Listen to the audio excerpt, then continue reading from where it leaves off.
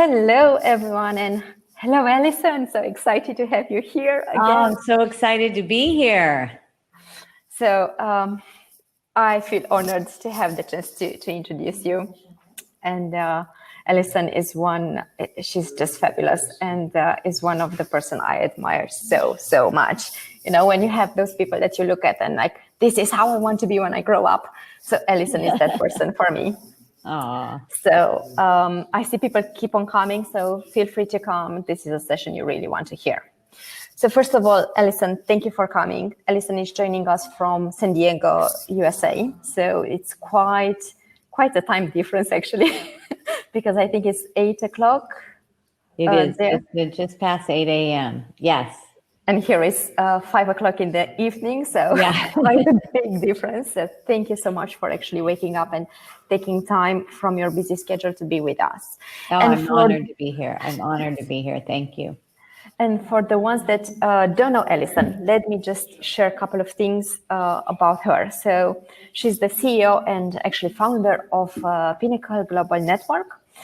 She's one of the Wall Street bestseller, and I do have her book copy here, Scale or Fail. Amazing book. And this is endorsed by amazing people like Diamond John, for example, from Shark Tank, just to say a name of one of them. And what actually is amazing, Allison created not one, not two, but 10 companies. Like, can you imagine that? 10 companies. So what she's doing now together with her team of mentors, CEO mentors, she's paying it back, actually helping business owners to scale their business and basically fast track their success. She's sharing her knowledge together with her amazing team. Actually, I attended several of her events and you don't want to miss them. Guess what? She's actually willing to share all that knowledge with us. And besides being a public speaker, she's also a contributor to a lot of magazines such as Fortune, Fast Companies, Forbes, and of course, Entrepreneur Magazine, and also being featured as an expert in a lot of news channels in the US. I think that's quite impressive, right? So I feel I need to just get out of here and let Allison share her knowledge. Please do ask your questions in the chat, and I will come back 50 minutes before and just ask the questions. I will make it a little bit easier for all of you. So I will just step back now and let you chat. Thanks, Veronica.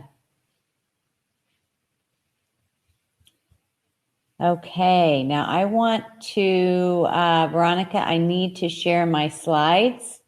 And let's see, is that going to let me do that? Yes. Okay, hold on a second.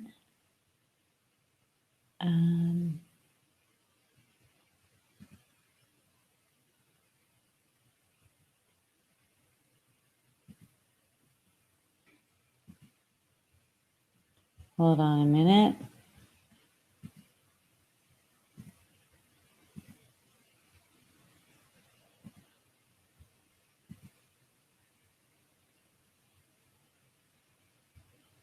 No, that's not it. Hold on a minute, everybody.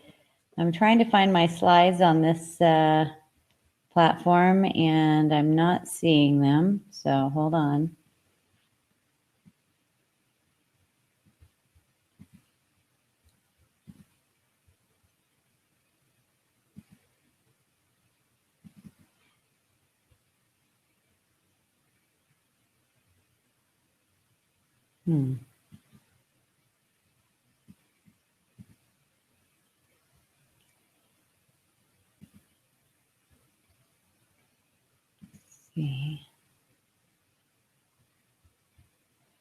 I'm not sure what you are seeing. Hold on a second. Maybe you guys could connect with me real quick, Veronica, because it is not allowing, it's only allowing me to share the actual screen that I'm talking on right this moment. So sorry about that, everybody. Give me a second.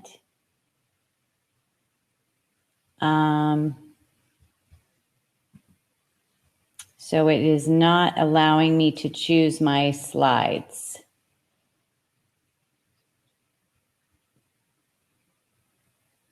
Okay.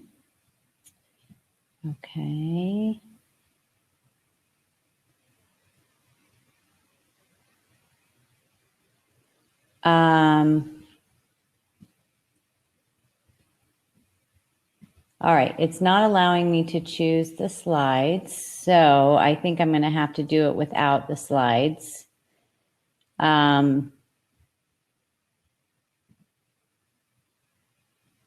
Okay, so let's just do it without slides. How's that? Hi, unfortunately, the system doesn't allow us to share just a particular part, so you'll have to share the screen. I know it's not ideal, but well, it's not, I don't know. Did you see my slides? I'm not able. We weren't able to see the slides. Okay, so I'm going to just do it without the slides, and we'll just go from there. How's that? Sounds perfect. I'm going to leave again. Okay, all right. So today, well, first of all, I'm really excited to be here, and thank you for inviting me to come and share in this interesting time that we are all living in right now. As business owners, the work that you're doing right now is more important than ever. People need you, they need your products and services.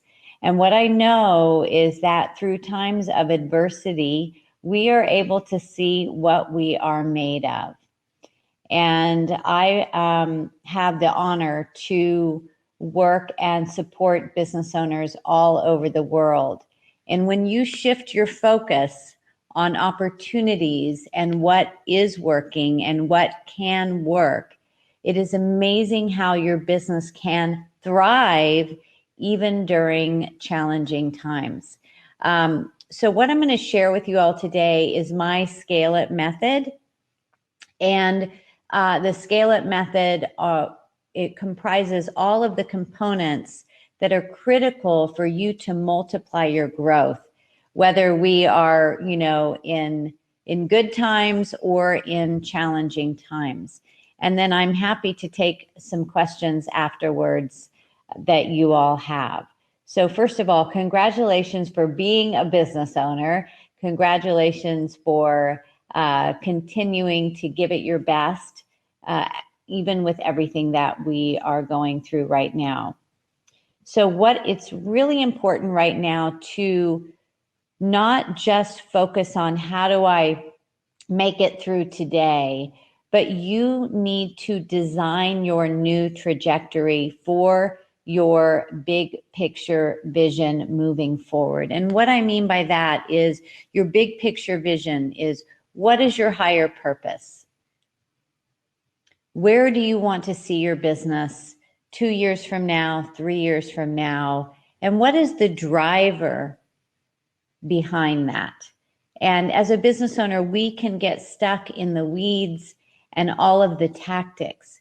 But as you know, the big motivating factor, the inspiration, the thing that is going to give you the fuel to move it forward is that higher big picture vision. So you want to truly look at, where are you right now? Be completely honest with yourself. And who do you want to be on the other side of this? These are some of the questions we're going to answer today. And what I'm going to help you do is to stop losing layers of time and growth and add layers of profitability. And also, I'm going to show you how to position your company to scale even during uncertainty. Now, Damon John, who is with Shark Tank, and I think probably, I don't know that Shark Tank airs where you are, but I think you've probably heard of Damon John. And one of the things that he has said is this system, the Scale or Fail system, is the support system you need to build your team and move your vision forward so you can focus 100% on the truly crucial elements of your business. Now, my guess is that since March, when everything changed in the world, you've probably been working harder than ever.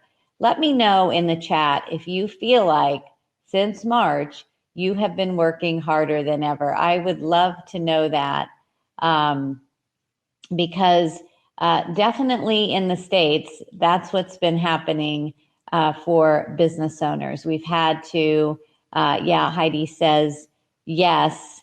Marie says yes, right? So you were going along and doing your thing. And then all of a sudden, when the rug got pulled out from business owners globally, it's almost like you're a startup again because you've had to reconfigure the way that you're operating. How are you going to get your products and services to your customers when a lot of those normal options were not available? So what needs to happen is that you've got to learn to access your team and scale your team, because otherwise, as a business owner, it feels like you are the decision maker, you are the rainmaker, you are the everything maker. And even though everything that has been going on recently, and we've all been running like crazy just to make it through, we forget that we can tap into our team and tap into their creativity and their brilliance to help you during these times. Now more than ever, it truly is scale or fail. You know, when I wrote the book a few years ago, I didn't know this was going to happen, but it truly is scale or fail. And you have to be willing to put yourself out there, because playing it safe right now is not a business strategy that is going to work for you. So, and I know that Lana and Veronica talk a lot about scaling, and I just want to give you kind of my definition of scaling, because there's people look at scaling a lot of different ways. So what scaling means to me is that you take what you offer, your product and service, and you replicate it. And once you replicate it, you can multiply it. And once you multiply it, your profits go up, and the number of people that you support also grows magnanimously, without your expenses increasing at the same rate. That really is the definition of scale. And with everything that's been going on in the world, you've had to really get creative and really get innovative to figure out what are the new ways to reach the customers. Is there a new demand? Do I need to pivot? So, but even with all of that, the ideas of scaling remain the same. Now, my SCALEit method consists of 5 components. So the S in SCALE is strategic vision. So it starts with the vision. Where are we going? And now it's all, as I said, starting in March, it's like, okay, who are we? We thought we were here. Now, you know, what is our vision moving forward? Who are you going to show up as in 2021? Right? Who are you now in this new world? That's the strategic vision. Cash flow. How are you driving cash flow, which is the oxygen of your business? Of course, that's marketing, that's sales, that's finance. And then alliance of the team. You cannot do this, you cannot scale this without a team. So we're going to talk a lot about that. And then leadership. Leadership is really about your mindset and how you show up for your team, your customers, and the world. And this is something, you know, I've had to work on a lot over the years. There are people that have leadership qualities, But leading a team, leading a vision, that's a whole other story. And then execution of the plan is the E in SCALE. And that is where the rubber meets the road. That's where all of the talk and the organization come together and action happens on the other side of this. And what I will tell you is that even though everything that has been happening right now has been challenging, well, upheaval creates change. And change opens doors. And I would love to know from some of you, have all of the changes that have been happening in the world lately, has it opened up new opportunities that you would have never had before? Or pushed you into creating revenue streams, implementing strategies that maybe you would have done a year from now, 2 years from now, but you've been able to pull together in a matter of weeks or months. And so as challenging as it is, and as many people might say, I wish things would just go back to the way they were, it is pushing us into a new world and giving us the opportunity to step up and see what we're made of and become more innovative. And so Marie says, yes, online connectivity has given me a bigger customer base to draw from. 100%, right? And actually, I was supposed to be in Amsterdam this year, but here I am participating in your conference right from San Diego. So what is super important is that to be able to maintain that positive mindset, to be able to tap into the opportunities, it's very important that you don't get sucked into other people's stories, other people's negativity, the negativity on the news. I don't, obviously I'm not watching the news where you are, but it's not very positive over here. So we really unplug because I know that I've got work to do and I need to be creative. I need to be uplifting. I need to focus on all of the good that is happening. So that is really critical because you need to shift from worrying, which does nothing, to becoming that strategic CEO so that you can find the loopholes, so that you can find the gaps, the opportunities, the silver lining to help you grow and scale. Now, as an example, Lego, which is the toy company that has been around for decades and decades, back in 2009, when the recession was pretty awful here in the States, excuse me, what they did was look around the world to see where were other regions that were thriving. And so again, this was back in 2009, and people were not spending extra money here on toys, on luxury items, on things for themselves. They were just trying to survive. And so they realized that at that time in Asia, things were booming. And so they focused all of their marketing, or a good portion of it, in Asia. And because of that, their profitability grew by 63%. So it really is one thing that I have learned over the years, that it's not about working harder. It is about creative strategy to find that open door and really having your eyes open. Because oftentimes the opportunity is right at your feet, but when we're focused on what is not working, or we're just stuck working the day-to-day in our businesses, we don't see it. So a little bit about my story. I grew up in a very entrepreneurial family. My father was in the women's clothing business and had several retail stores across the US. And so I used to hang out with my dad, and he had such a passion for his work. He absolutely loved it. And I thought, okay, I want to be a business owner when I grow up.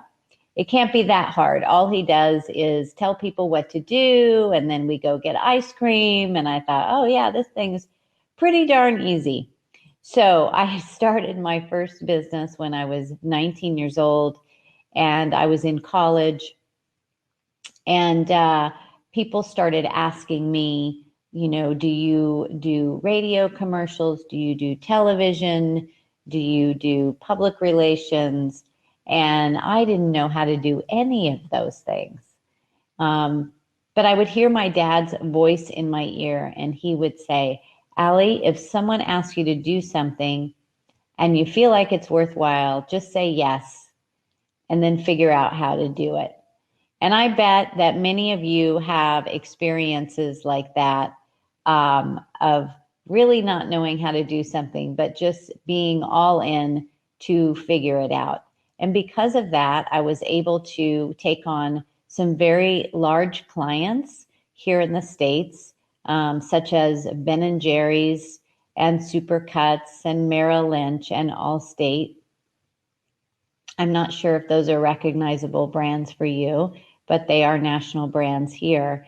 And I was making a lot of money. I was super busy. I was flying across the country.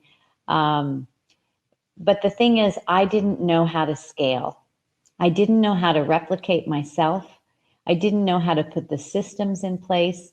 I didn't know how to delegate. And even though I had a few employees, I was kind of a control freak. I really felt like nobody could do it better than me, and I had to be on top of everything. I was micromanaging, I was driving people crazy, and mostly I was miserable. And I was making money, but I had no life. I was exhausted and completely burnt out. So let me know if any of you can relate to that feeling of working 24/7 and not really having a life. And I don't think that is why you got into business, being a business owner. And what ended up happening for me is, from the stress and the exhaustion of it all, I ended up having a terrible car accident. And I was very blessed to be able to survive that. And when I walked away from that accident, I said, that's it. I'm not living like this anymore. I don't care how much money I make. This is not worth it. And so I took an entire year to really examine the question that I asked earlier when I started this presentation. Where am I, and where do I want to be, and who do I want to be? And I began to study many of the companies that I had helped grow through the marketing agency. And I began to really understand the components of scaling. And I went on from there to build a formula called the SCALEit method that helped me to scale 9 more companies over the last 35 years. But why do so many business owners hit a wall in their growth? What is it that holds business owners back? Well, the first thing is that when fires happen, when crises happen, even if you have a plan for the day, you're jumping from one fire to the next, right? And so instead of being an entrepreneur, you're a firefighter. And there is no growth that happens. Maybe incremental growth if you're working hard, but you're not going to get the big leaps. The other thing that holds business owners back is habit. You're used to doing it the way you've done it since you started. I mean, think about it. You've obviously had some good success, or you would not be here. So first of all, you should be proud of that. But the marketing strategies you've used, that got you here are not going to get you here. The operational strategies you've used have gotten you here, but they're not going to get you there. What got you here will not get you there. And so it is critical when you scale your business, you don't have to start from the beginning, but you do need to restructure your business from this higher level. So for an example, one of my clients, his name is Marshall Doyle, and Marshall has a company called SCALEit, and his company calibrates large machinery. And Marshall had about 35 employees at the time when he came to work with me. So he had a pretty decent sized team, but he was still working in every area of his business. He constantly had his hands in all aspects of his business. He was working 24/7. He had not taken a vacation in years, and his wife was not very happy about that. And so what we helped him do was to replicate what he did in the business so that he could replace himself. And I'm going to talk to you today about how to do that. And in under 3 years, he now has 100 employees. He has grown by millions of dollars, and he doesn't have to go into the office anymore at all. So how do you do that? Well, you can scale on the team side and you can scale on the revenue side. And I'm going to show you both. So first of all, in my company now, Pinnacle Global Network, it is a coaching and mentoring and mastermind and company. And so in the beginning, it was me and I was mentoring business owners, but there's only so many hours in the day. And so if it was just me, then I could not really grow. I could not scale. And I wouldn't have a life, and I wouldn't be able to help that many people. And so what I've done is taken my processes, put them in a system, a signature system, as I said, the SCALEit method. And I've hired very successful business owners that have been out in the world. They are experienced, they have the wisdom, they have built big teams, and I have taught them my process.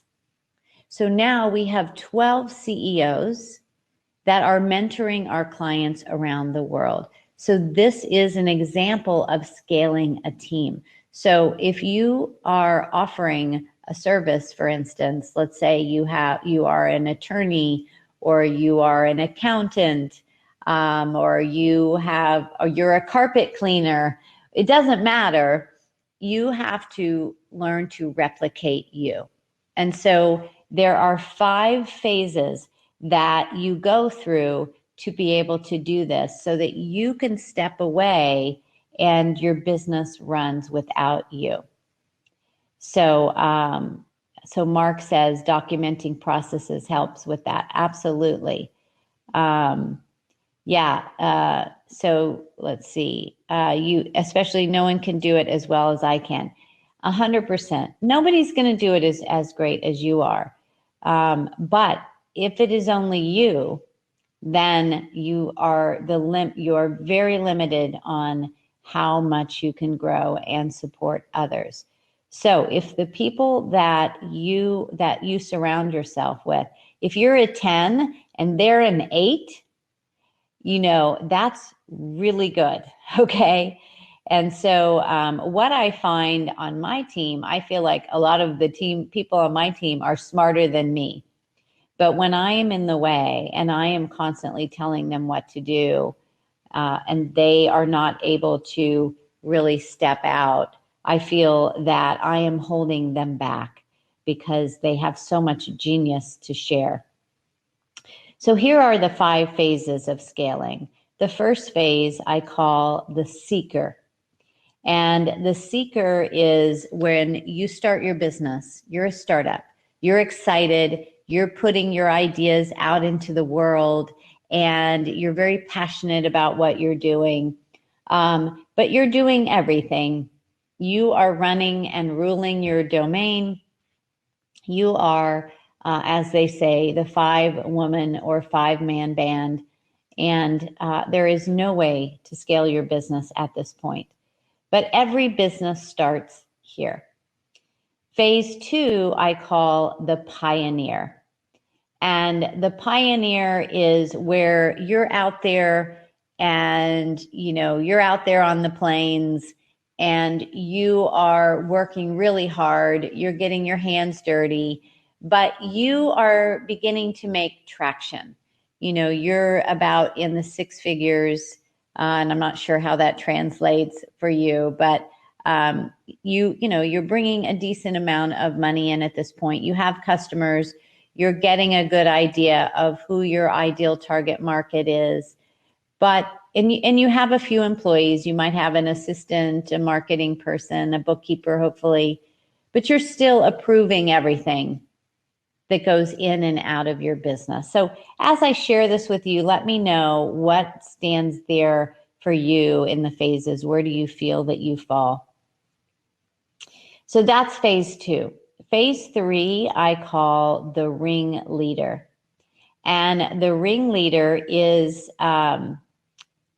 where it's a bit of a circus in phase 3, and that's why I call it the ring leader. And the reason that it's a bit of a circus is that you're building teams. And teams are a lot like family. And with family, sometimes you can have people in your family that you don't get along with. So as you're starting to build these teams like admin, finance, marketing, sales, customer service, you might not be super clear at this point, the right people, the right kind of people, the values that you share, your real clear vision. So you might not have the right people on the bus. And so sometimes in phase 3, it can be very frustrating because you have your, people coming and going on the team. You're still very involved in a lot of the areas of the company, kind of like where Marshall was, the story I just shared. And it can be very exhausting. And so the thing is to remember is that these are phases. But so many business owners get stuck at like phase 2 or phase 3, and their business, you live there and your business dies there. You are stuck working in the business. You are still a big part of the delivery of your product or service. And so that's really a big part of phase 3. Now, a good thing about phase 3 is that you're starting to get more clear on your big picture vision. You're starting to see what is possible. You're starting to have meetings. You're starting to put systems and processes in.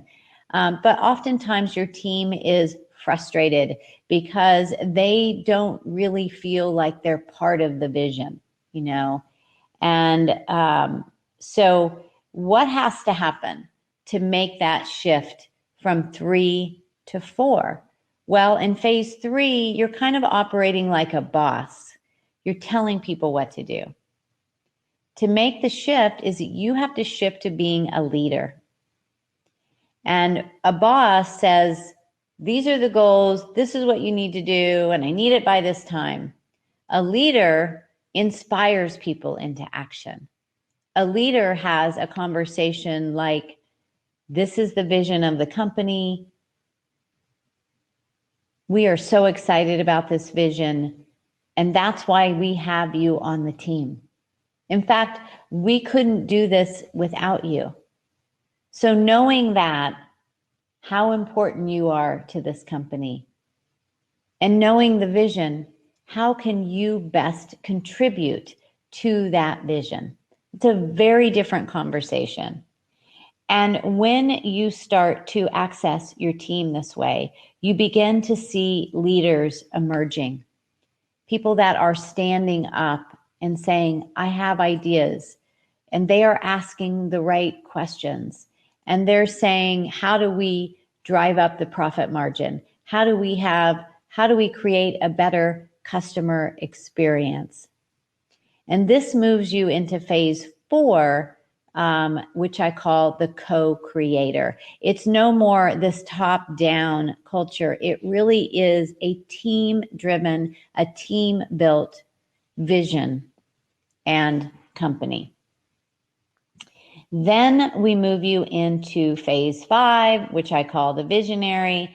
And by then, everything that you do and share is so embedded into the culture, you don't need to be there, and they're hearing you anyway, and you're able to step back. And at this point, your job is to kind of shut up, because oftentimes we can step in and make things worse. So phase 4 is Marie is the co-creator. And so yes, so Renee is in seeker. And you know what, Heidi, you're between pioneer and ringleader. And I totally understand. Oftentimes you can be in the middle of one phase or another. And sometimes if you are recreating your business like we have been recently, it can put you back into phase 1 again. Or if you have a new revenue stream, then you have to start that part of the business in phase 1 again. So it's not always linear, but it definitely is the process that you want to get to replace yourself in your business. So I'll give you another example. One of my clients, her name is Bonnie, and she has a company that hires off-duty police officers for security. And she is based in Phoenix, Arizona. And she had her business for 20 years, and she felt really stuck in her business. And she really had hit a ceiling on what she was able to do and to grow. And so what we did was, she was micromanaging. She was on top of everybody. She really was not being the leader. She was being the boss. And so what we ended up doing was helping her to get the right team on board and help position her more as a leader instead of a boss. We helped her to expand her revenue streams to other regions, and her business grew by $5 million in revenue in $5 million in 2.5 years. And now she has 2 of her children that are running the business. She doesn't even need to be part of it anymore. So, and she had been in the same level in 20 years. So once you start making these shifts, and even if you're at the seeker level or the pioneer level, to understand that that is a phase that you're in. And if you have a willingness to take the steps, if you have a willingness to take the leaps and implement some of the things that I'm talking about, then your business will grow exponentially. So that is scaling on the team side. And now I'm going to talk about scaling on the revenue side. Okay. So does anybody have questions before I move to the next level here on the revenue side, scaling? If anybody has questions, you can go ahead and put those into the chat. Okay, so on this scale, on the revenue side, I'm going to just give you some examples. There are many ways to scale on the revenue side, and let me just give you an example. So one of my clients, they own a company called Dog is Good. And so they create products for people that love dogs. And I love dogs. I have 2 dogs. I don't know if there's dog lovers out there. But anyway, they create products for the people that love the dogs. And they have their products in stores all over the country, retail stores. But if you're selling wholesale to retail, your margin is pretty small. So you have to sell thousands and thousands of products in many, many stores to be able to make a decent profit. And so what we said was, how can we scale on the revenue the revenue side. How can we reach customers beyond the retail stores? And so what we did for Dog is Good is we helped them create 5 other revenue streams. One was a membership program for the retailers called Dig. And basically the retailers pay a monthly fee and they get a package that Dog is Good puts together for them. So what that does is it makes it easier for the buyers, easier for the retailers, and for Dog is Good, they know that they have this guaranteed income that is coming in. That's one way. They also licensed their brand. They had built a fairly recognizable brand, so other people buy the license to be able to use the Dog is Good brand on their products, so it helps their products sell better. And we also built up their direct-to-consumer business, so their online business, online sales. And right now, with everything going on, I don't know if you all have experienced this, but online sales in the States are up about 146% because obviously people are home and they're buying on their computers. But the most successful revenue stream they've created is called their exhibitor program. They have a lot of fans, people that love their products. So think about your customers, your customer base, and building a community around what you do, of people that are big fans of yours. So that's what happened with Dog is Good. They had a big fan base. And what they've done is that they have helped their customers become their sales force by training them to build up their own Dog is Good pop-up shops.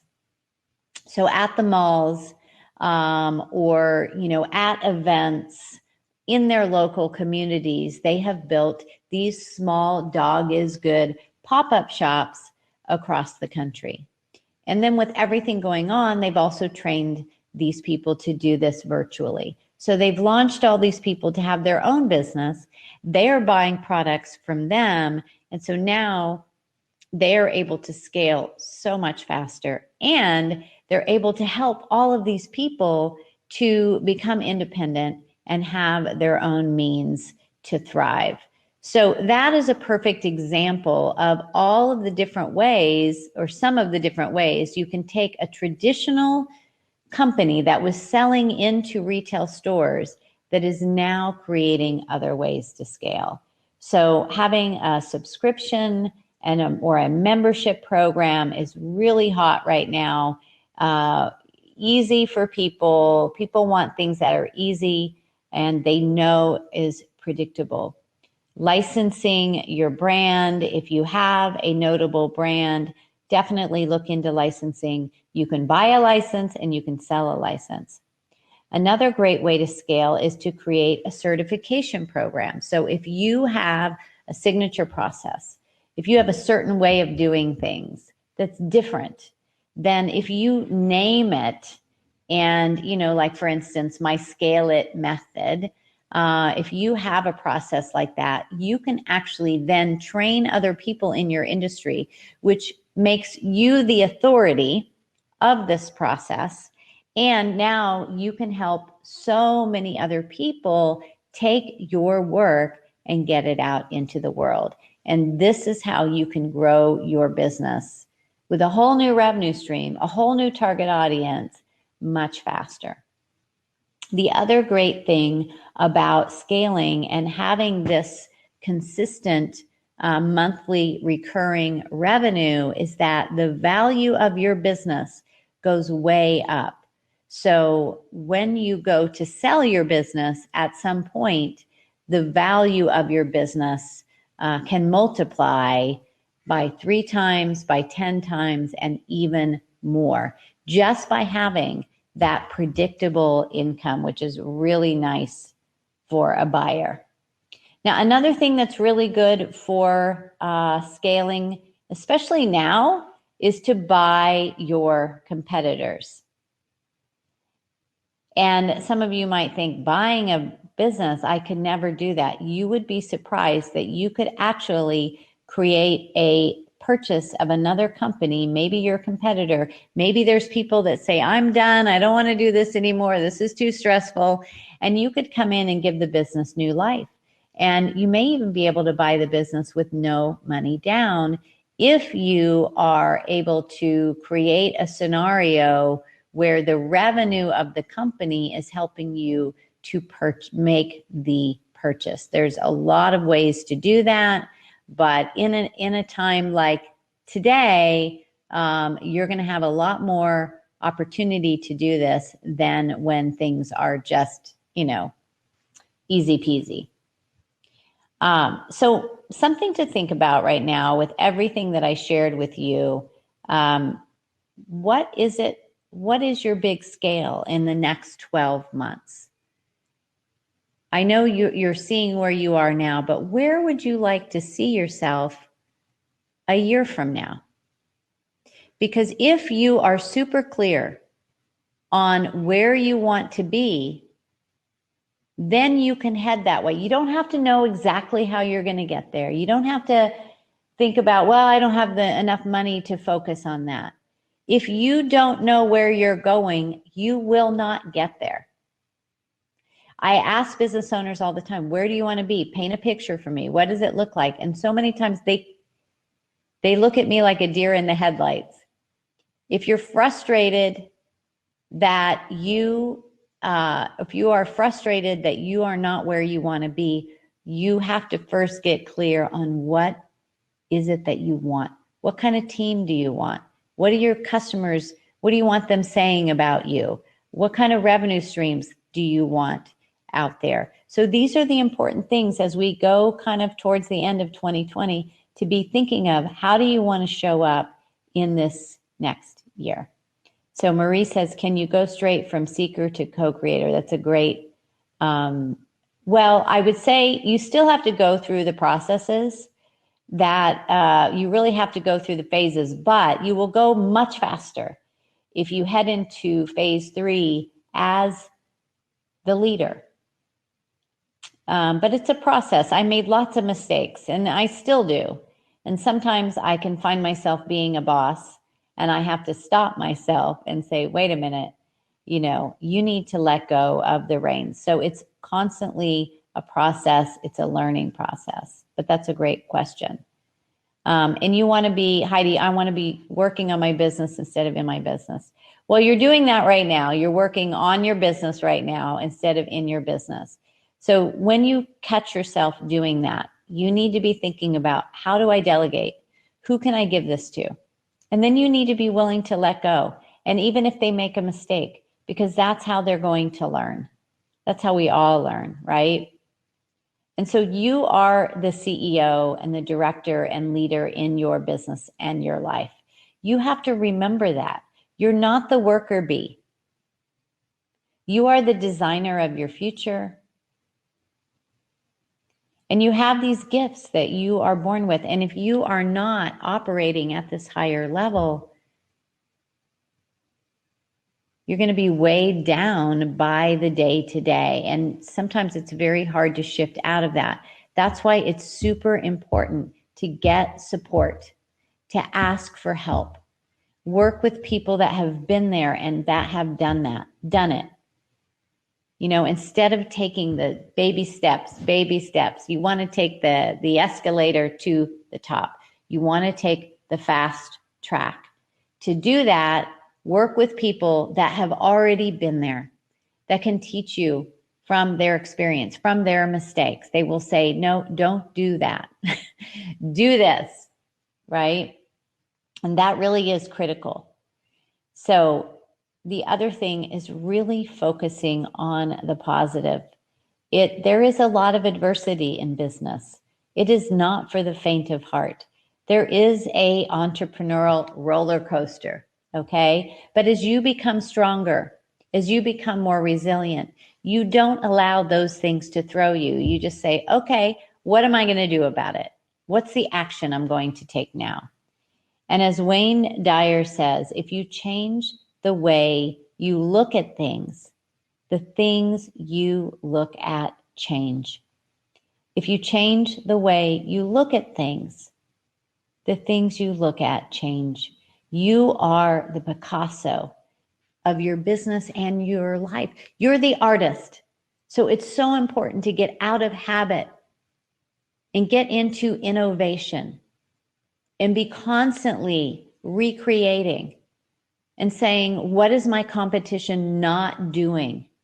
And begin to build that.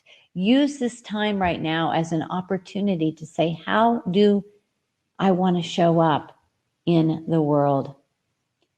Yes, these are unprecedented times, but there are unprecedented opportunities.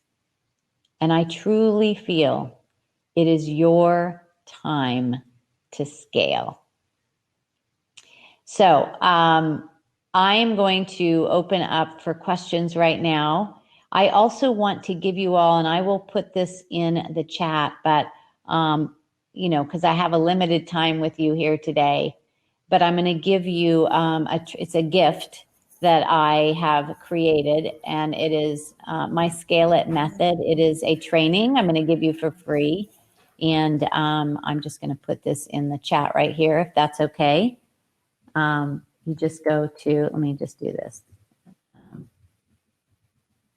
SCALEitmethod.com, and you can get my free video training. And so I'm happy to take any questions, Veronica. Hello. Hi. Thank you so much. I love this method. I love your method, and I love the stories. And I said I was since the COVID actually time is so flexible, because I was thinking, was it last month or 2 months ago that I attended your event and actually had the chance to meet some of the people that are part of Allison's community, the scale up that she helped, and the stories and how they scaled up are just amazing.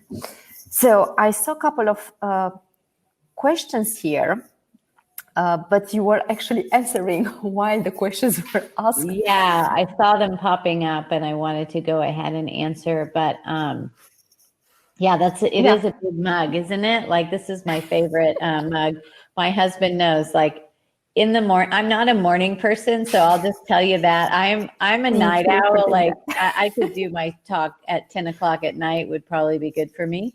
And so my husband brought me a big cup of coffee this morning. So I was very appreciative. Thank you. I have my big, my big water. I need to hydrate.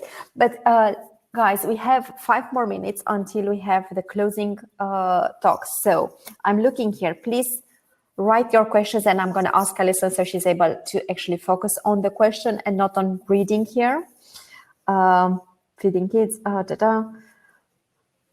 Everyone is actually saying how great you are. And you are. At all, I'm happy to answer. And then I'm going to just put my put our email here in case anyone wants to ask me anything else. So we actually have a question from Mark. How has not being a morning person affected your work? Oh, yeah. You know what, Mark? That's a great question. I really have had to make peace with the fact that I'm not a morning person. I tried for years to change that. And I know that it is in my DNA. My entire family could do a conference call at 2 a.m. We're all like that. And so then I realized, well, wait a minute, I am the CEO of this company. So like, I can design my day. Now, obviously I'm here today, but generally my company knows that Allison does not have a meeting before 10 a.m. But I could be up, I'm answering emails, things like that. But I know that I want to operate at my, highest level. So I really have just learned to design my life to fit that. And for me, I enjoy the evening. That's where I'm really creative. And so I just came to terms with that is who I am. And it doesn't necessarily go with what people will tell you out there is is that, but I felt really good when I made peace with the fact that this is who I am, and learn to navigate based on, what is an optimal, way for me to operate my life. This is a good advice, actually. It's so important to know your rhythm, because otherwise you can't, if you're not at your highest, you really can't produce quality results. So important. Yeah. We have another, thank you. We have another question from Heidi. She's asking, do you have any tips for empowering your team? And I know you do have a couple of good ones. I mean, well, I do recommend that you get my book, Scale or Fail, if you are interested in scaling, because there are a lot of different tips in there that I didn't go over today. I think the main thing is that your team needs to hear from you that you appreciate them. I mean, sometimes it's just basic things that are not complicated. They want to hear that you notice how hard they're working, that you appreciate the little things. And when, just like if someone says to you, hey, I so appreciate you, and I noticed you did this and you did that, the little things that you recognize, guess what? People are going to want to do it more. And I think we get so busy as business owners, and I have been really guilty of that myself, to forget to ask. And it's not that you're not thinking about it. You might think about it, but if you don't say it, they don't hear it. And after a while, when people don't feel appreciated, they don't give their all. They don't care. And so I would say that's the most important thing, is for people to feel heard and appreciated. That is the number one thing. The other thing is to ask them, what do they love doing? What gets them fired up? Let them create a project for themselves that's important to them. I mean, I know for my daughter, if I tell her what to do, there's not going to be a lot of motivation there. But if she comes up with what she wants to do and she's super passionate about it, it's a whole different experience. Good answer, I think. We are looking here to... Any other questions? We still have 2.5 minutes. And if there's no other question, actually, Allison, maybe you want to share. I know you just had a retreat event, a virtual retreat event, but I know you're organizing the scale up events on different topics and different ways. Yeah. So maybe you want to share the next one? Yeah, our next one is in February. And it's going to be virtual also, just because we still don't know what is going on with events. And it is a pretty big event for us. So we've decided at this point it's going to be virtual. So you can participate, although you're going to have to wake up in the middle of the night. Although we have a lot of people that are doing that. It's so funny because my event team is starting to do events for Europe, and they're doing them here in the middle of the night, to be able to be up on your hours, which is so funny. But it's called Level Up Live, and it's February 4th to the 6th. And so if you put that in your calendar, let's see, February 4th to the 6th, is that right? Yes. And if you go to, let me just put the URL, you can actually level up liveevent.com. And that is our next 3-day event. We just completed one last week called the Scale Retreat. And with Level Up Live is where we'll put your plan together for all of 2021. So it's still about scaling, but we're going to look at your blueprint for the entire year in your marketing, your sales, your team, your execution, your revenue streams, and you will leave the event with an entire plan for the whole year. So that's going to be our next event. Sounds fabulous. Yeah. And I really want to thank you. I will have to jump on the stage because today was the end, and we tried to put Allison as late as possible because thank you for that. our list. But if you are looking, As said, I did. Even with the time difference for us, you're going to start around 6-ish and finish around 1 o'clock, 2 o'clock. That's for the night wolves. That will be fine. Otherwise, just have a lot. Replace this with coffee, not water, and you should be fine. Thank you so much, Allison, and hope you will join us tomorrow as well, or join us on the main stage. You can click the stage and see there. And everyone, please do follow her because her content is really, really amazing. Thank you so much. Thank you. This has been quite the honor. Great talking with everybody here. And, wishing you all best of success in your business. Thank you. Bye. Bye, everybody.